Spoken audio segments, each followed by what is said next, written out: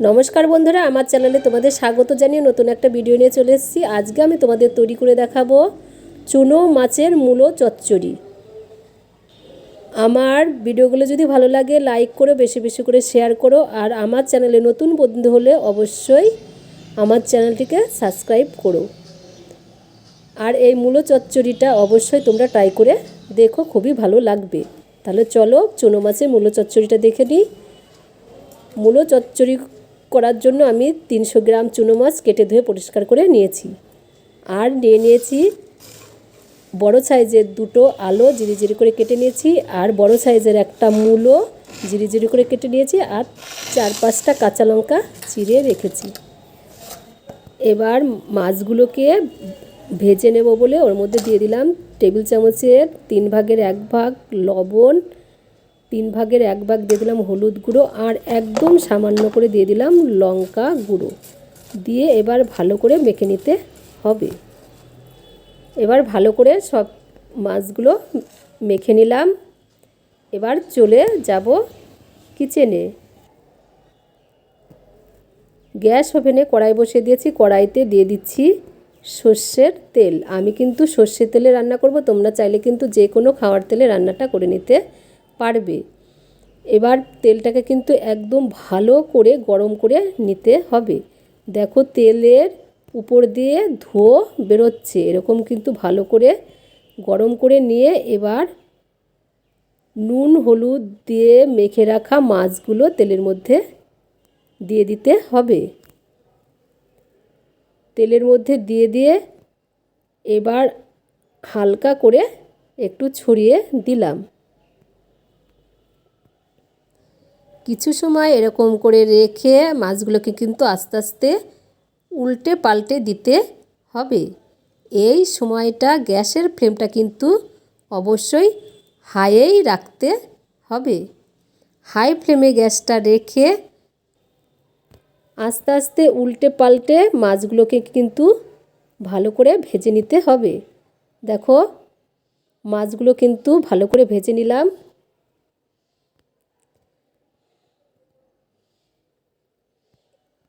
এবার গ্যাসের ফ্লেমটাকে মিডিয়াম করে দিয়ে মাছগুলোকে অন্য একটা পাত্রে তুলে নিচ্ছি। অনেকটাই তেল আছে, এই জন্য কিন্তু তেলটাকে একটু সরিয়ে সরিয়ে তুলে নিতে হবে। সবগুলো মাছ তুলে নিলাম। এবার এই তেলের মধ্যে আরেকটু তেল দিয়ে দেব। তেল দিয়ে দিলাম, তেলটা গরম হয়ে গেছে। এবার আমি এর মধ্যে দিয়ে দিলাম কালো জিরে। আমি কালো জিরে ফোড়ন দিয়ে কিন্তু এই রান্নাটা করব। কালো জিরেটা যখনই ফুটতে শুরু করবে আমি এর মধ্যে প্রথমে দিয়ে দিলাম আগে থেকে আলু জিরি করে কেটে রেখেছিলাম, আলুগুলো দিয়ে দিলাম। দিয়ে এবার একটুখানি নেড়ে নেব। একটুখানি নেড়ে নিয়ে এবার আগের থেকেই যে মূলো জিরি করে কেটে রেখেছিলাম মূলোগুলো দিয়ে দিলাম, আর কাঁচা লঙ্কা চিড়ে রেখেছিলাম কাঁচা লঙ্কাগুলোও দিয়ে দিলাম। দিয়ে এবার ভালো করে সব কিছু দিয়ে কিন্তু মিশিয়ে নিতে হবে।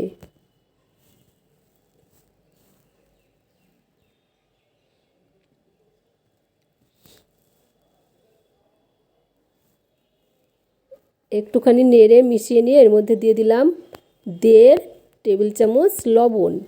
তোমরা অবশ্যই লবণটা কিন্তু পরিমাণ মতো লবণ ব্যবহার করবে। লবণ দিয়ে এবার ভালো করে আবার নেড়ে চেড়ে নিতে হবে। এই অবস্থায় আমি 1.5 মিনিট মতো মিডিয়াম ফ্লেমে ঢেকে রেখে দিলাম।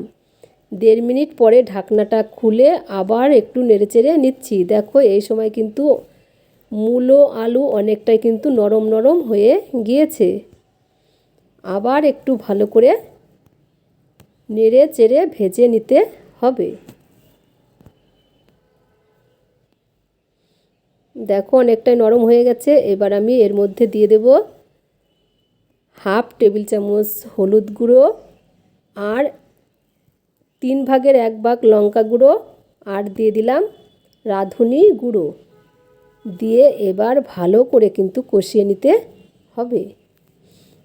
সব কিছু দিয়ে ভালো করে একদম নেড়ে চেড়ে কষিয়ে নেব। আলু মূলো দেখো একেবারে ভাজা ভাজা মতো প্রায় হয়ে গিয়েছে। কষাতে কষাতে যখনই দেখবে এরকম ভাজা ভাজা মতো হয়ে গিয়েছে, তখন এর মধ্যে কিন্তু জল অ্যাড করে দেব। আমি এই কাপের 2 কাপ জল দিয়ে দিচ্ছি। এটা কিন্তু চচ্চড়ি করব, তার জন্য খুব একটা কিন্তু ঝোল রাখবো না। দেখো পরিমাণে এরকম করে জল দিয়ে দিতে হবে। এবার ঢাকা দিয়ে রেখে দেব 3 মিনিট। 3 মিনিট পরে ঢাকনাটা খুলে দিলাম। এবার একটু নেড়ে নেব। একটু নেড়ে চেড়ে নিয়ে এবার আগে থেকেই চুনো মাছগুলো ভেজে রেখেছিলাম, ওই মাছ ভাজা এর মধ্যে দিয়ে দিলাম। মাছ ভাজা দিয়ে এবার ভালো করে একটু নেড়ে নেব।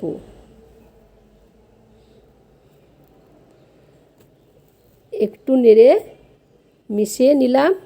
এবার আরও 2 থেকে 2.5 মিনিট কিন্তু কুক করে নিতে হবে। 2 থেকে 2.5 মিনিট কুক করে নেওয়ার পরে দেখো ঝোলটা কিন্তু অনেকটাই কমে গিয়েছে। এবার এর মধ্যে আমি দিয়ে দিলাম ধনে গুঁড়ো।